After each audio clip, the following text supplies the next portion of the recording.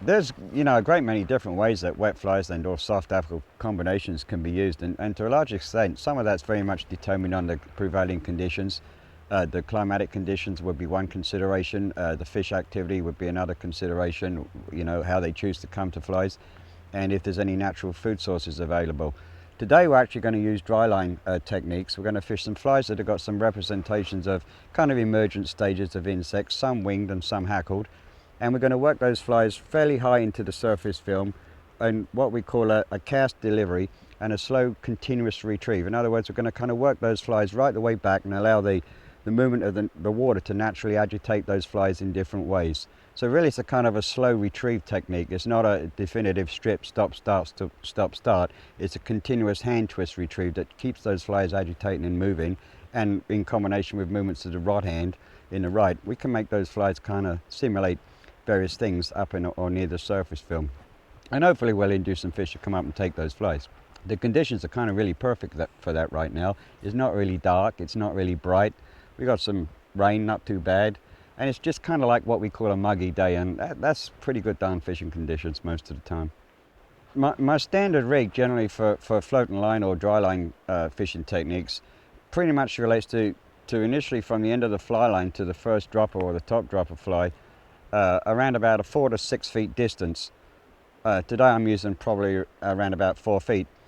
To that is attached two 30-inch sections. Usually I tend to fish longer midsections for surface techniques than I do for sunk line techniques. I may go down about 20 inches. And I'm fishing 3 flies that are representative of emergent stages. This fly here is a fly called an Invicta. It's a yellow-bodied fly. We got some sulphurs around. There's still some small caddis around. That's a great fly to get fish to come up to. The fly I'm using in the middle dropper position is actually a soft hackle. Again, a fly that simulates a lot of different invertebrate food sources, nymphal shape forms, various things like that. And the last fly, or the tail fly, is a fly that is one of my absolute favorites. It's a hare's ear bodied fly with a hackle, and that again simulates a lot of invertebrate food sources in that river system. And those 3 flies worked in different ways, in which they will do, the way they work through that column, will hopefully induce fish to come up and take them. So pretty much my overall leader length, if you look at it terminating to the fly, is something in the region of around 11 feet. 11 to 12 feet works fine. Sometimes I may go to 15, but that's pretty much my standard rig. Rod action, to some extent, I pay a great deal of attention to for many, many different reasons. Particularly when I'm fishing these styles of techniques, a rod that's got a good degree of what I call tip flexibility, no question of doubt about it, enhances the movement that you can transmit to those flies and just gives those little kind of twitches and movements which is hard to kind of do by any other way with a stiff rod and or hand movements. This particular rod is a 10-foot produced by Temple Fork 5-weight, absolutely perfect for this style of technique of fishing. It's a very kind of all through soft mid-flex action rod. Don't think for one moment it's not capable of dealing with very big fish, because it can. The other aspect of it too is I can go down to fish very fine tippet, even 6 or 7x at times, with small flies, 16s, 18s or even 20s, and deal with fish like that. Often as not, when they take these flies, they'll sometimes come up and hit them pretty hard. Other times they take them very, very subtle. So ideally, that's the kind of rod action you should look for. Hey Gary, how you doing? Good, All good. right. Trying a new technique here, Davy. Yeah, let me just... Something you showed me last night. Sure, a little bit different to what we have been doing. Yeah. Of course, we rigged up with a floating line and 3 flies, and what we're really trying to do is to induce some of these fish that are probably still looking for some of the food that's left over from the early morning hatches. Ideally, what we try to do is to work those flies fairly slow through the upper levels of the surface. We don't really want any adverse drag or whatever the case may be, so it's a question of what I would define as a continuous retrieve, incorporate with various mends on the line to enable us to keep working those flies. I mean, obviously, as you will know, if we just cast it out there and just let things go, why, of course, everything would just take off downstream. That's not to say at times it won't catch a fish. However, the technique that I would deploy as a general rule would be this. I make an initial cross-stream cast, mend the line directly upstream straight away, and what that does, it slows the flies down as they come across. And I'll then use a continuous retrieve like this with my left hand just to keep those flies working nice and slow. Pick up Okay. very, very slow, back up again, set the flies back out. As soon as they land, make a nice gentle slow upstream mend. Okay. Another thing that enables us to do, if you take note over there, we've got a kind of like a rock shoal there, and there's like a current seam that's running off that. And if I can work those flies in that current seam or just on it for a longer period of time than I otherwise would be able to by just directly making a cast across stream and letting it run down and dragging out, it increases the opportunities of pulling the fish off of that. This is a little bit different technique than I was taught to wet fly fish, where we mend downstream, put a belly in the line, and race the flies across. Yeah. Not very effective, might add too. My view about it is this, Gary, is that, you know, the more effective you work those flies in a more natural manner, the more fish you will inevitably catch. And of course, I mean, just throwing those flies across the stream, like you're saying, and put in a big mend there and then stripping them back round, well, really, you know, it's not.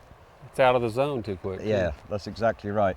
And particularly with the kind of flies that we're fishing today, really what we were looking for is a long-term presentation of those flies to the fish's eye. Give them kind of plenty of time to look at them, but move those flies in a subtle way that very likely induces those Well, the fish to key take is them. the flies are still moving, even though you mended upstream, like as in a dead drift situation. Absolutely. But they're still swinging across the current, but they're in the zone, moving much slower. That's the key to it. Don't work those flies too fast. You know, a lot of times in certain hatches, as you well know, if you strip flies or make them move too fast, you're not going to catch those fish. You've got to work that fly in a way that's similarly related to how they see the natural food sources moving down to them. Now, a lot of times, the fish will hit those flies when they're on what I call the dead drift track. A lot of times they hit them just as they start to move out towards us, which they will. That's unavoidable. It's going to happen. If I'm fishing shallow water zones, well, I would generally want to keep my flies moving gently right across that shallow water zone, because the fish could be anywhere in that shallow water zone. So by definition of that, there would be certain zones that you would generally assume to be more productive. That there more so than here, for example. And objectively, I would try to keep my fly, there we are, working in that zone. And we got a fish take, doing exactly what I was explaining to you, which was keeping those flies tracking in that zone. He was right in there.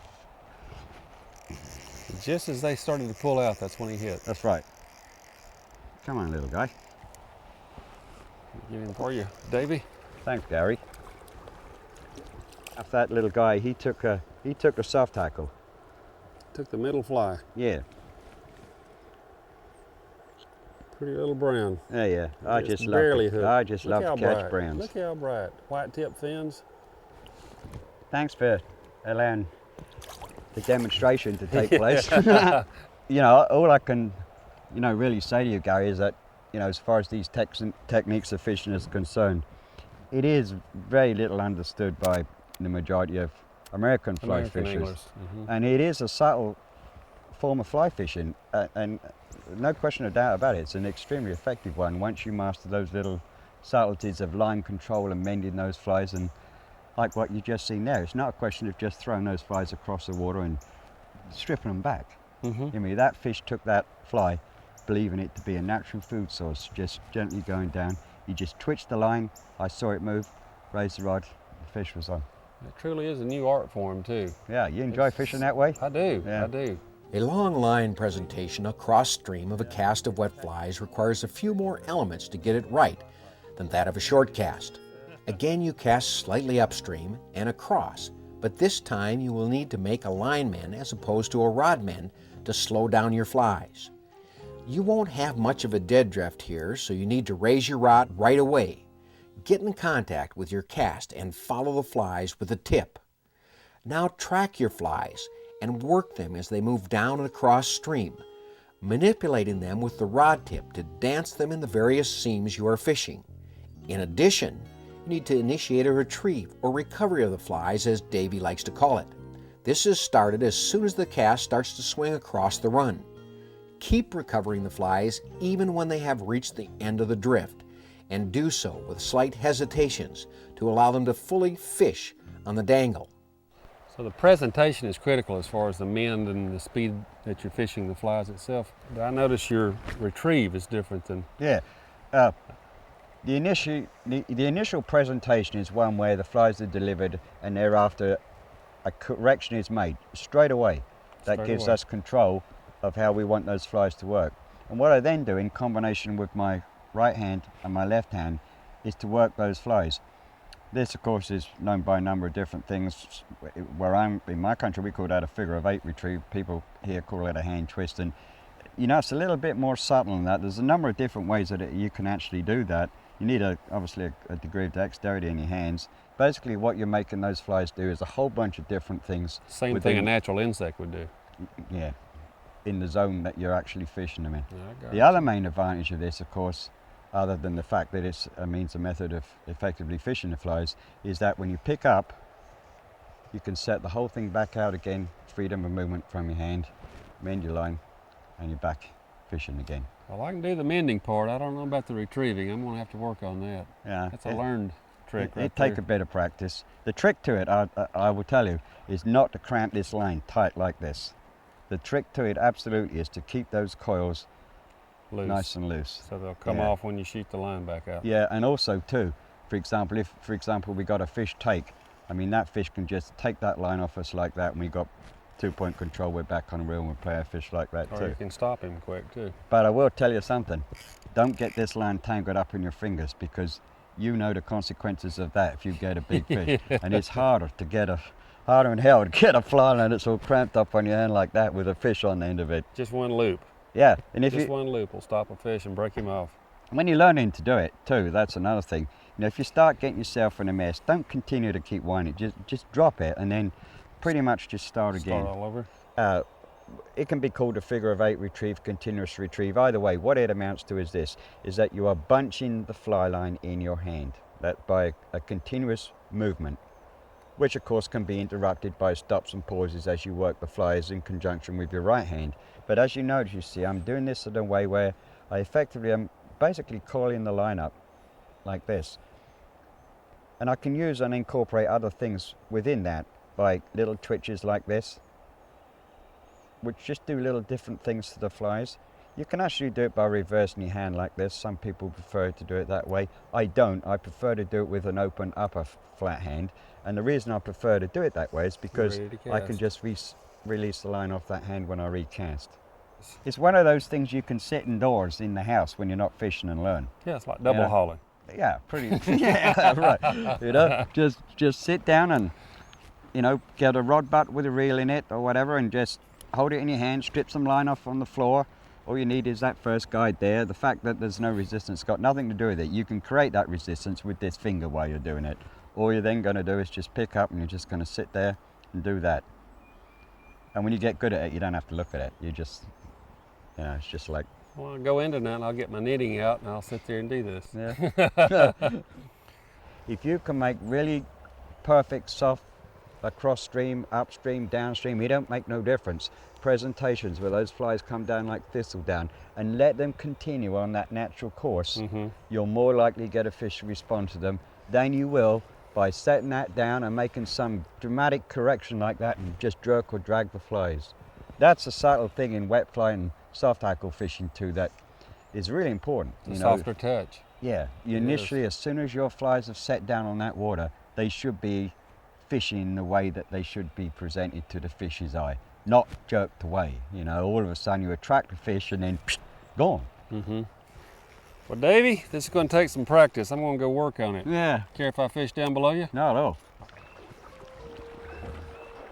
What most of us call retrieve, Davy calls line recovery when it comes to wet fly fishing. This is a critical distinction, that a retrieve implies we're pulling the flies through the water. And what Davy is trying to do is track or guide and animate the flies in and out of the best holding water while recovering them. There are a variety of recoveries that he employs to get just the right action on his flies. Well, you don't really strip wet flies. You strip streamers and woolly buggers and stuff like that. Wet flies, you work them. And one of the other necessary means of being able to do that effectively is to have what I call an open loop retrieve. Basically what I'm going to do is this: I'm going to keep those the fly line at all times controlled in my hands. I'm just going to draw the flies back very, very slowly and contain the fly line in my left hand in kind of open loops. Of course, the larger the draw of the fly is, the larger the loop. And as long as you don't grip it too tight, you keep that fairly slack, when you initiate redelivery a new cast, well, the line will just take off from your hands and set the flies back out there again. If you grip this too tight, it's not easy to do it. And also, it's not necessary to do that in the first place. Effectively, you know, when you're fishing, you're actually watching the fly line. You should really not be looking at this once you've become accomplished at doing it. You watch the fly line, obviously, for the indication of a fish that just kind of takes those flies very, very subtle. And if you watch very carefully how I do that, my left hand goes over to meet the right, recovers the line, draws it away. Once I've fished the flies to the point where I'm going to pick up, the left hand is retained in the same position and the line is just released off that hand. It's kind of a technique I often use in slower moving water, sometimes in faster water. The important thing to do is to remember to stack it in that way that when you recast, the last turns are released as the line tracks forward. The third technique of retrieve or recovery that I use is this. It's kind of like a much more shorter version, so to speak, of coiling the line, but really what I'm doing is I'm doing 2 or 3 different things at the same time. I may be bunching the line, I'm drawing some line down, I do maybe a little bit more bunching, I draw some line down. So really I've got 2 variables insofar as the line is concerned by recovery. And again, if you do it right, the line will shoot out of your hand. So really what I'm doing is this to demonstrate, and slowly maybe make a couple of retrieves like this with continuous movement of the flies. Then I'm going to bring some coils down. Then I'm going to do another few bunches of line. As you can see, I've got bunch line and also coiled line in my hand. And again, if you maintain a good grip on that line and you stack it the right way, it'll flow free from your left hand when you recast. There's one final method of retrieve I use, and that's what I call a twitch retrieve. Really what that amounts to is that I'm actually causing those flies to move by twitch and stop start techniques. And the way I do that is this. First of all, the little finger catches the fly line. That enables me to get control in many ways. It stops the line getting tangled up, and in this method, I'm actually bringing the fly line over my first 2 fingers. These little short twitches, making very, very small loops to enable that to happen. And by the same token as the other techniques, if you stack it correctly, when you release, the line comes off my left hand and I'm instantly able to transfer because I've got the line trapped in my little finger. If I do it in another way, which I'm going to demonstrate, it's hard by not using this finger. Well, what are you going to do? You're just going to get the line all bunching up in your fingers when you're making this. It's not the way to do it. Start here. Hold the slack line in front. Twitch, twitch, twitch, twitch, twitch, twitch. Notice here that the first 2 fingers are holding the coils of line. There's one other thing that really is important to understand insofar as how your flies will move when you retrieve them, regardless of whether you retrieve them by very, very slow retrieval techniques or any of the combinations that I've demonstrated to you. And that is this. If the rod tip is kept very, very low or near to the surface of the water, the movement transmitted to the flies by the means of recovery is very, very direct. And what I mean by that is this. If, for example, I point the rod at the line and I twitch it, if you watch the fly line, it instantly kind of kicks. So there's a very short, sharp movement. If I retrieve the flies by the same technique, but hold the rod high, watch what happens. There's a longer delay. As the fly line kicks up, the flies are pulled back. The weight of the fly line is creating an additional movement to those flies. They've been moved by the means of retrieve, but the fly line itself is thereafter working those flies back in a way that's kind of totally different to that would occur if the rod tip is pointed directly straight down. This gives me a direct line to the flies. Stop, start. Whereas this imparts a different action to those flies. They still continue to move. The weight of the fly line is drawing those flies back, additional to the retrieve technique. The same thing applies to some extent even with continuous retrieve techniques as used by the figure of 8 retrieve.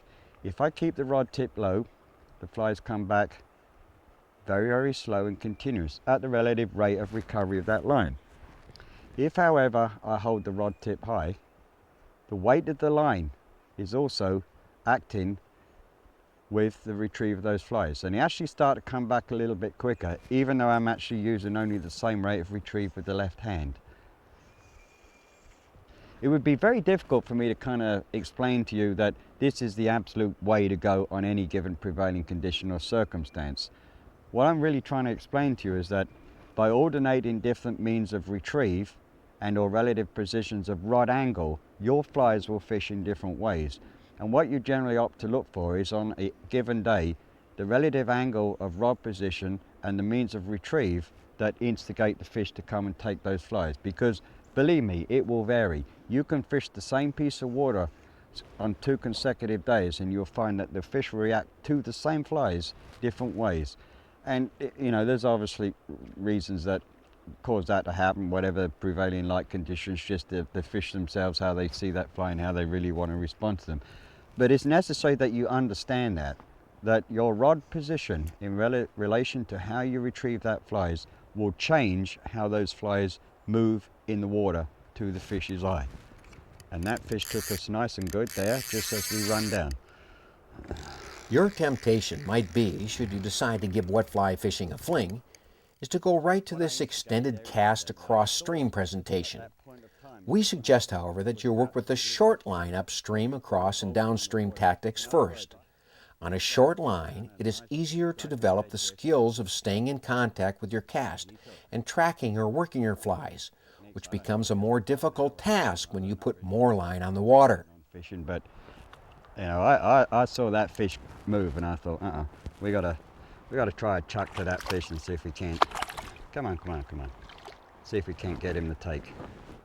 You know, brown trout vary so much in their colorations, and these guys have got a tremendous amount of red markings on them. It's kind of typical of some of the places I fish a lot of times back in the UK. There we go. Pretty fish.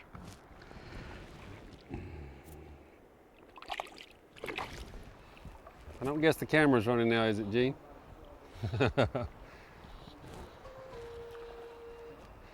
Hey, Davy, he took just like you said, man. Well done, Gary. Right in the seam. That's the way to do it. About a foot after it landed. You remember which fly you put on as the point fly? Uh-huh.